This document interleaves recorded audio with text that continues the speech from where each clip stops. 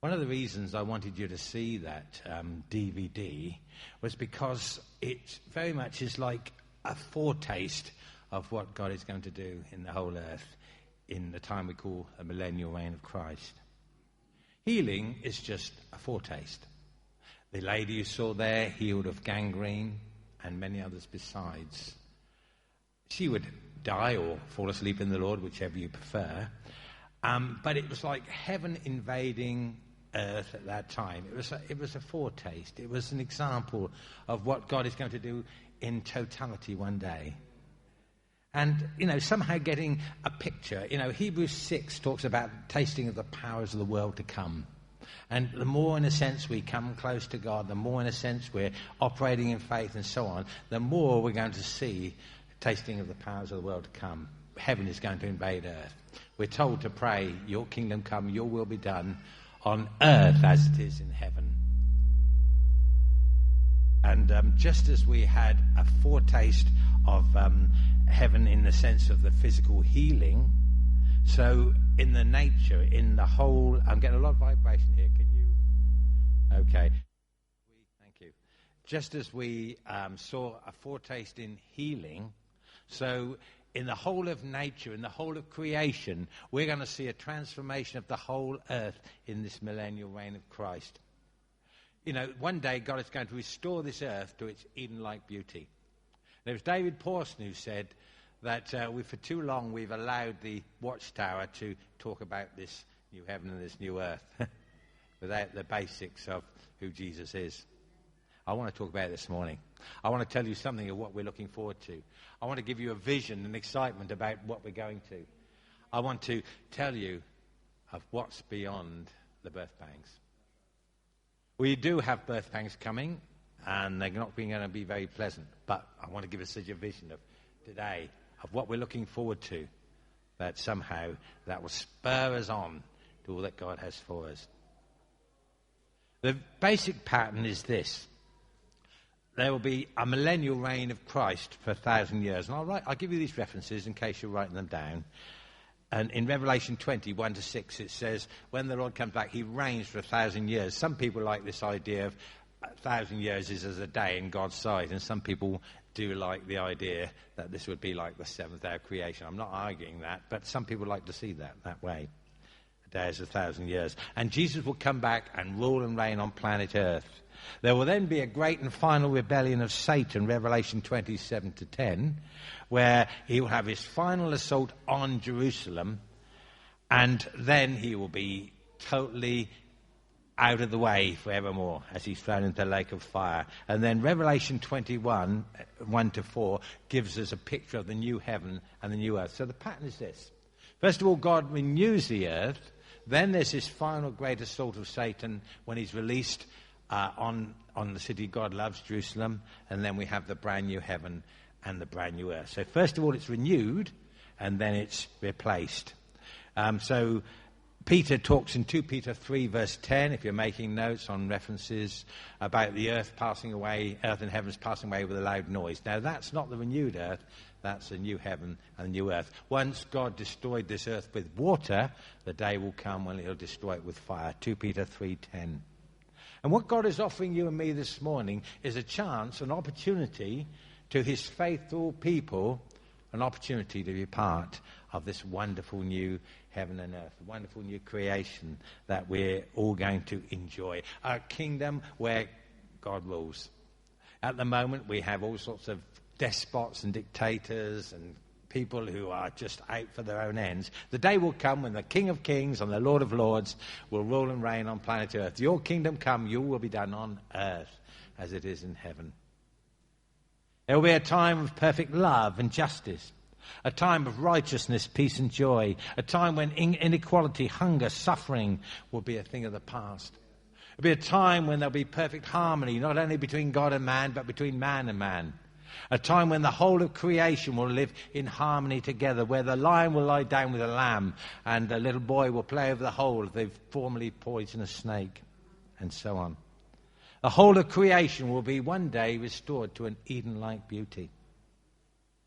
And in that we will have new bodies.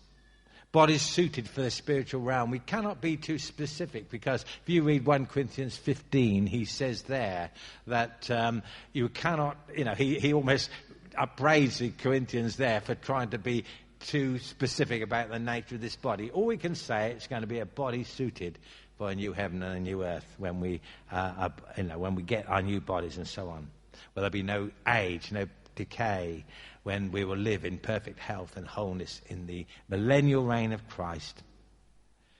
And in this Eden-like beauty, we will have everything restored and we'll be Christ-like. And the only way you recognize Billy is the way he says, no. But that was the only way you'll be able to recognize him. And he'll be like Jesus. It's amazing, isn't it? But anyway. But first of all, we'll have this. I wish I had Teo here to do that, we first of all will have these new bodies. Bodies that age or decay. We'll be, really living in an eternal way for bodies that are suited for that whole new realm. Secondly, and this is a very important one, we'll have new responsibilities. I want to point out to you that work was part and parcel of God's plan before the fall. Adam and Eve were told to look after the garden, to tend it. And I want to tell you that when we have this new heaven and this new earth, we won't be sitting around playing harps on fluffy white cows that look like mashed potato. We will all be busy. We'll all be involved in serving the King of Kings and the Lord of Lords. So in the new heaven and new earth, it won't just be like, it'll be just like before the fall in a sense. I always smile when one lady was enthusing over this fantastic garden. And she said, oh, isn't it wonderful what God can do with the garden? And the gardener quite rightly replied, you should have seen what it's like when he had it to himself.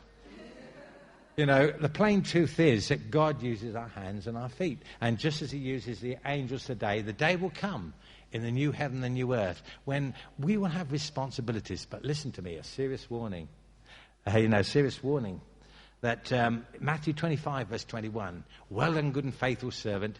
You've been faithful over a few things. I will set you over much. Enter thou into the joy of your master. Now, the lessons are clear. Quite clear. If you are faithful, and I am faithful with the giftings and ministry God has given us, then we will be fit for responsibility in the new heaven and the new earth. But the converse is true too. Let me warn you. People who couldn't care less about rotas, people who just turn up when they feel like it. Let me say it to you straight. The most loving thing is to be firm sometimes. How can God trust you or me if we can't be faithful with the small things now? The implication is clear. And why is it the same few people always carry all the burden? Why is it that someone has to come back from holiday early? Although I'm so thrilled and grateful that you have. Let me say in passing, I'm thrilled and grateful that Chris Foote has done so much work in what you're going to see behind you shortly. It's be faithful over little. Show yourself now. Listen, we've got people here like Jenny, who if you want to know what your gifting in ministry is, and myself, we're able to help you. There's no excuse for saying there are people here who can help you find it. And we need to know what God has called us to. We need to know how to find that. We need to fulfill it. And just do that. We'll have new bodies, we'll have new responsibilities, and then we'll have live in this one day in this fantastic new city, this new heaven and this new earth. Now this relates not to the renewed earth, but the new earth. Revelation 21 verse 2. John on the Isle of Patmos sees this fantastic city coming down out of heaven, adorned and best as a bride for husband. I wonder if we could have the first overhead up now. Oh, it's up, I see. Thank you. And John here describes a city which is like transparent gold. I want to read to you some of these notes here. I've just photocopied this page here. And I'm going to share with you as we go, because this is a literal impression of what things will be like. It says, and he carried me away in the spirit to a mountain great and high, and showed me the holy city Jerusalem coming down out of heaven from God. It shone with the glory of God, and its brilliance was like that of a very precious jewel, like a jasper, clear as crystal. And he goes on in verses 15 and 16 of Revelation 21. The angel who talked with me had a measuring rod of gold to measure the city, its gates and its walls. The city was laid out like a square. As long as it was wide, he measured the city with a rod and found it to be 12,000 stadia in length and as wide and as high as is long. Now, I'm told that 12,000 stadia is about 1,500 miles. That's what I'm told. And so you either have a cube like this, 1,500 by 1,500 by 1,500 miles, or it's like a pyramid, but that's how the artist saw that. And so you've got this fantastic city of this amazing thing in the new heaven, the new earth. That's not the renewed earth, right? But that's beyond that to when the earth has passed away with a loud noise and we got our renewed earth. So that's what we're talking about beyond that. It's a fantastic city, this amazing place. And I want to tell you a little bit more about it. Could we have the next overhead up now, please? These stones are all of a certain type. And it's something that John could not have possibly have known in the first century, because this was only discovered in 1970 or 1980. There were something like 28 precious or semi-precious stones known in the world. And only 12 of them are what we call anisotropic. And if you take a slither of each of these stones and subject it to pure polarized light, laser stuff and all this, every one of these stones will go every color of the rainbow. But your other precious stones, like diamonds and rubies, sorry ladies, will go black when they're subjected to this light. Now, how could John have known that in the first century? How could he have possibly known that? The chances of him knowing that, they've estimated as 30 million to 1, to pick out the 12 stones exactly. And David Pawson said if this was the only verse in the Bible that he would rely on, as it were, this would convince him of the absolute inspiration of the Bible. How could John know that in the first century? And yet here, we've discovered this 1970, 1980. These stones are all, and only these ones, are a particular kind. So just hear me as I read them out to you now. The foundations of the city were decorated with every kind of precious stone. The first was jasper, the second sapphire, third chalcedony, the fourth emerald, the fifth sardonyx, the sixth carnelian, the seventh chrysolite, the eighth beryl, the ninth topaz, the 10th chrysoprase, the 11th jacinth, and the 12th amethyst. The 12 stones, that only 12 stones mentioned here, which are scientifically proved to be anisotropic. And all the others are called isotropic. And it says the 12 gates were 12 pearls, each made of a single pearl, and so on. Now, a pearl is a symbol of suffering, and so when grit or sand gets into the oyster shell, the oyster produces a secretion of it, which when it's formed becomes your pearl. It's something nasty and unpleasant. So the 12 gates stand or represent the sufferings of Jesus, whereby we get in, but it also represents our own willingness to share his suffering so as to share his glory, that we are faithful in the small things once again, and so on. So we've got this amazing city, too, to look forward to, and so on. I want you to catch a vision of what God has got for us. I want you to see something that's beyond the pain I'm going to talk about in a minute, and say, this is, yet again, what's coming up the theme this week, last week, and so on, the week before. Keep going. Don't give up, and so on. Now, that's the nice bit. Matthew 24, which I'd really encourage you to study at home, talks about, and if you were to sum up all the terrible times that are mentioned in Matthew 24, I'd use one word: birth pangs. You know, when a mother's going to have a baby, the birth pangs and contractions get closer and closer together the nearer you get to the birth. And the pain increases. They always try to tell us, don't they, fellas, that the pain they have is worse than anything we could ever imagine. Well, I've had a pretty, oh my. But the contractions, the pain, and the nearer you get to the birth of the baby, the greater the pain, and the closer together get. The signs of the end times, by the way. Now, birth pangs, once a baby is born, all the pain of the past is forgotten. I think when I was born, they slapped the midwife, but that's another story. But nevertheless, the nearer you get to once you have the baby, all the pain of the past is forgotten, normally. So you've got this picture in Matthew 24 of, let's say how it is, there's going to be, right to the end, there's going to be these terrible famines. There's going to be terrible wars. Do you know, someone's worked out in the last 4,000 years, there's only been 300 years when there hasn't been a really serious war somewhere in the world. There's going to be signs in the heavens and things like this. It actually says, if you want to lock this down, Luke 21:26, it says, where men's hearts are failing them for fear. Men's hearts are, that terrifying. In the King James, that comes out so clearly. There's going to be famines. One of the things I was hearing about a little while ago, they were saying that with antibiotics could well not work in 20, 30 years' time because of the mutations of so many of these viruses and so on in routine operations. And science is now trying to catch up. Whereas about 1950 or 1960, they said, we've got on top of all these infections. And they didn't think that this end-time teaching about AIDS and things like this and famines and plagues could be possible. They thought we got it wrong again. But it's coming true today, as you well know. And our place as a church is to rescue as many people as possible out of the coming darkness. And do remember, folks, that the greater the darkness, the more the light should stand out. And we should concentrate not on trying to be like the world and keep in touch in the sense that we are compromising with what we believe. If we are concentrating on being real light, then we'll stand out better against the coming darkness. And that's the point. And so, as we are in this ever-darkening world, rather like a Noah's Ark, it's not that we're defeatist. We want to see as many people as possible come to faith in Jesus. But this idea of dominion theology, where somehow everything is going to get, we're going to take the kingdoms of this world for God, and then we're going to drive the devil through the Channel Tunnel, which is the best place for him. But it's going to be, Matthew 24 says, when he comes again, it will be just in the times of great darkness and birth pangs. It's there. So on. And we mustn't be defeatist, but we must give as many people the opportunity of coming into the light, of coming into the lifeboat, of coming to the lighthouse. And we're there for that, but it will be at a cost.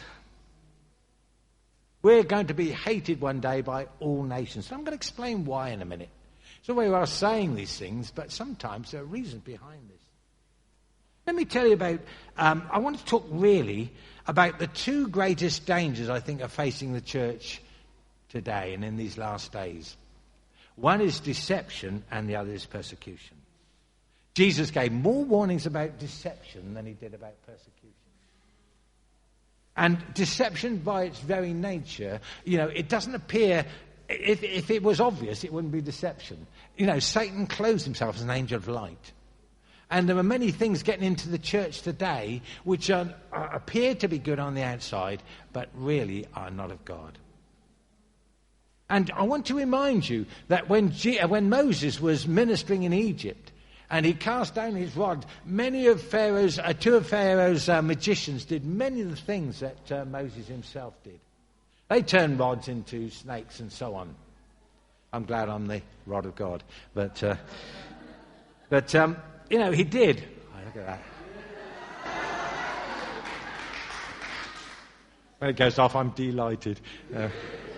But anyway, they did many of the signs, the wonders that Moses did. They couldn't go as far, but it says in the last days, now hear me folks, this is a serious point amongst all the fun. It says the coming of the lawless one would be with all pretended signs and wonders that deceives those who are perishing. Now, I want you to take that in for a minute. What do you think that means? It means there'll probably be miracles that will not be of God. And there'll be probably a big crowd of Pentecostals just automatically assuming it's of God. Do not assume that everything supernatural is of God. I know this is obvious. But, I could go on and give lots of examples, but time doesn't permit. But, the coming of the lawless one will be of that nature and so on. It will deceive many. And that's what the coming of the lawless one will be like. Now, let me tell you something about what went on in the days of the Roman Empire. Could we have the third overhead up, please? The one with the Greek and the English up, please. Now, if you could highlight that for me, please. I don't know whether you can zoom in on it, the highlighted bit. But I don't know whether you can see that clearly or not. But in your Bibles, you've got, I was in the Spirit. This is Revelation 1, verse 10. This is extremely important. It says, I was in the Spirit on the Lord's Day. And I want you to see if we can zoom in on that, or you can come and see it on my bits of paper later. I was in the Spirit on the imperial day. That's the literal Greek, all right? And you can see it later. And I don't know Greek, Hebrew, Aramaic. But again, my friend David Pawson teaches this. It's not come from a cranky source or anything like this. David teaches this. I was in the Spirit on the imperial day. Now, that's not the Lord's Day. The Lord's Day, the imperial day, was a day annually when you would throw a pinch of incense in the air and say, Caesar is Lord. And that was the way they kept the Roman Empire together, Caesar worship. It was a common religion. And by the time of Julius Caesar, you'd actually got Caesar insisting that you call him divine. And one or two are trying to strain to see it. Come up and see my photocopies later if you want, all right? You can see them here from the original Greek. But that was the way they kept the Roman Empire together, Caesar worship. And there were lots of positives from it. You could travel almost anywhere in the Roman Empire. And in comparative peace and safety, they're words you'll hear again soon, I believe. You could travel almost anywhere, and the gospel could be gotten out over boundaries that would have been previously difficult because of this famous what we call Pax Romana, Roman peace. But this was like a one-world religion on a small scale. It kept all the people together under a common religion. And they came to the Christians and said, oh, don't worry, you can have your own niche in the temple. You can put a statue or something of your God there. And they said, no. They said, our God is not one amongst many gods. He is the God. He is the way, the truth, and the life. And they were hated and ostracized, but they could have gotten out of it by a one-world mentality, by the mentality that if we just had this common religion, we'd be, that would be the way out. And everybody would be kept together, and emperor worship was the order of the day. Folks, you need to understand that both God and Satan have a one-world mentality and a one-world agenda. The Bible says the whole world lies in the power of the evil one. Jesus never contested that in the wilderness. But one day, the kingdoms of this world will become the kingdoms of our Lord and Christ, and he shall reign forever and ever. But this one-world mentality, let me just warn you what's coming and why there is the pressure, where the pressure is going to come from in this country in particular. This is really important, I believe. Many of you will know of President Gorbachev. When the time when the Berlin Wall came down, he wrote a book called Perestroika. Now, I've never read that, but I've got the page reference and everything from a responsible source. And he said the reason we've got the problems we've got in the world today is because of our economic differences, our political differences, and listen to the third one, our religious differences. And so if somehow we could do away with our political differences, have a one-world mentality, and come up later and see one or two of the bits and pieces I've got. A one-world mentality where we have a common economic policy, a common political policy, and a common religious policy. That, I tell you, folk, is really behind what's going on today. It's essentially, folks, it's not about marriage or sex or anything like that and who marries who and all that. There is an agenda going on. If you don't realize what it is, you'll fail to miss the point. And so he was saying, somehow, okay, believe what you want, but rather like in the days of the Roman Empire, you can't say Jesus is the only way to God because, hey, that's hate crime. That's contrary to our one-world solution to our problems. If somehow I could say, well, it doesn't matter what you believe or what the Muslim believes, what the Buddhist believes and so on, and we can all be one big happy family. And that was a mentality in the Roman Empire. It was a mentality in the Tower of Babel when they sought to have a unity apart from God. And it's where things are trying to head today. In one generation, since I was at school, you've seen biblical absolutes replaced by political correctness. But this is what's behind it. If you don't understand the agenda behind it, then you'll miss the point. You'll get worked up about marriages and and things like this. It's not the point. The point is there's an agenda going on. This agenda is a one-world mentality where you can't have any absolutes anymore. You can't say Jesus is the way, the truth, and the life. You can't say a man should marry a woman only or vice versa. No, because it doesn't matter anymore. There's no absolutes. It's just your opinion and mine. Now, we, of course, are called to stand fast in this. Political correctness is replacing all the time biblical absolutes, as you know. And so you can't say Jesus is the way, the truth, and the life in the view of this. You can say, oh, I believe he's a way, or I believe this or that, and, bless you. As long as it's subjugated to the one world mentality, no problem.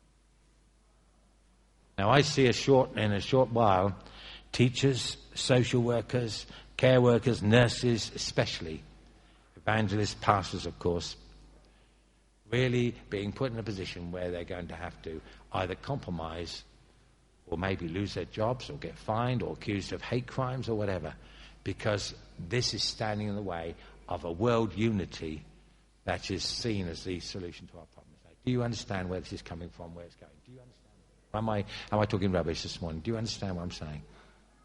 I wish I had time all the time, but on the back of the dollar bill, I've got it here. I've brought a dollar bill in with me, about all the money I've got left after my wife's finished with me. But this dollar bill, it's got in Latin on the back, one world order. You see it there. I've got statements from one or two politicians, all in my bag, about the new world order and things like this. It's coming. And that's going to be the world solution. And this is why we're going to be ostracized. And this is why people who are nurses and teachers and so on, where one of the Labour Party candidates has already said, I'm not picking on Labour or anyone else because this will be across the board soon. He said, teachers will be, if I ever become Prime Minister, will have to teach that same-sex marriages are as valid as marriages between a man and a woman. Not, a matter of your conscience. No, you'll have to teach that. And the implications are that either you teach that or you lose your job or you change your profession or something like this. This is where we're going, and so on. Now, I want to say something else which might appear to be directly contradictory to what I've just said. There, on the one side, there is this, what I call Western mentality of political correctness and one world mentality. On the other side, very much on the Eastern leg, let me explain this. If you go back to Daniel chapter 2, you've got there a statue of the coming world empires. And whilst I cannot go properly and fully into that, the Eastern leg very much represents the Islamic side of things, and the Western leg very much represents our European side of things. Now, I've already talked to you about the European side of things. But there were two legs in the Roman Empire, the Eastern and the Western. And a lot of people in biblical prophecy have focused on the Western leg and talked about the common market and so on, and the buildings in Strasbourg, built incidentally on the lines of the Tower of Babel as an unfinished building. But I want to say to you that on the other side, these are the two twin threats, two legs. There is this the ISIS threat, if you like, this threat which is coming where Islam, and I'm talking about extreme forms here now, I'm not picking on Islam as such, are determined to reintroduce a caliphate, a state where they, rather like the Ottoman Empire, are reintroducing the sorts of standards and government and area of land that they once had in the Ottoman Empire, and so on. You need to know that the word Antichrist doesn't necessarily mean against Christ. It means instead of. An antechamber is a changer before. And nothing I'm saying now would any Muslim have any problems with. They believe that Jesus was a great prophet, as was Moses, but they believe the last word is Muhammad, Islam. And so one of them told me in the marketplace quite clearly, he said, we revere Jesus as a prophet, and we believe when he comes back, he'll have a grave alongside Muhammad. That's what they told me. And they believe, they've got a respect for him as a prophet. They believe he's coming again, by the way, but they believe he's going to sort us all out and tell us that we were wrong to worship him. That's the mentality. They are quite happy with what I'm saying with you now.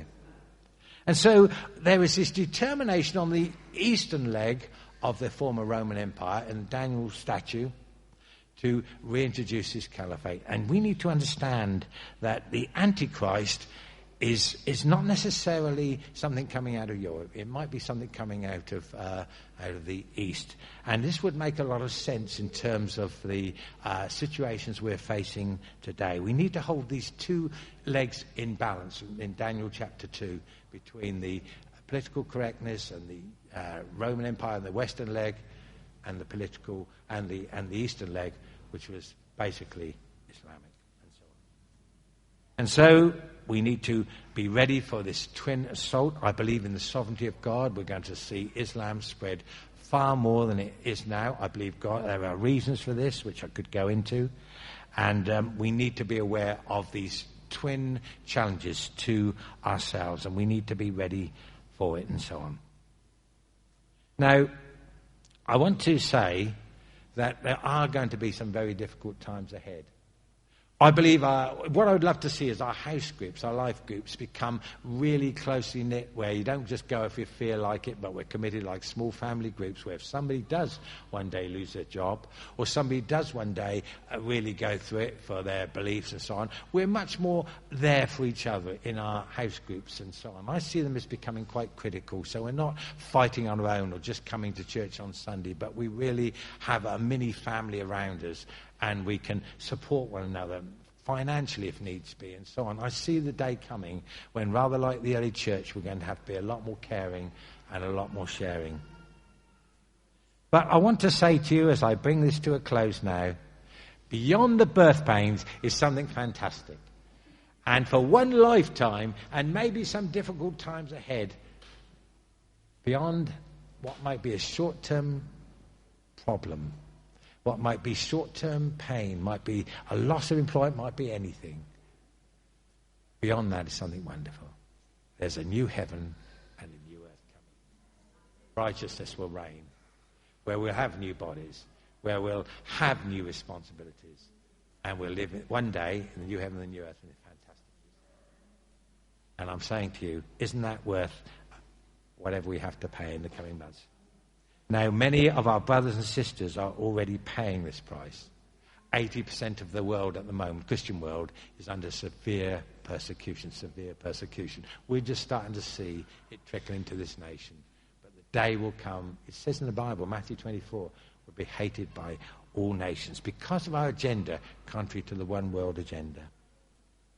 But beyond the birth pains is a new heaven and a new earth, a world of righteousness, peace and joy, a world of perfect health, perfect service, perfect ministry, a perfect eternal bliss with the King of Kings and the Lord of Lords.